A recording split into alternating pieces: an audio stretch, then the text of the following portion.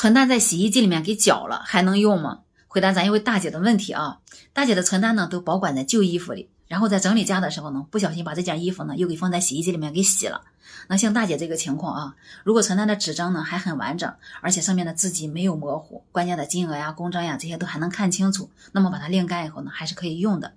但是如果存单的纸张已经有破损，而且上面的关键要素呢已经模糊看不清了，那这时候如果存单还剩几天到期的话，咱们就等到到期日呢直接挂失取款就可以。那如果离到期日还很长，那最好呢去银行补办一张新的存单。那补办的存单上面所有的信息呢都还是你原存单上面的信息。不过要说的是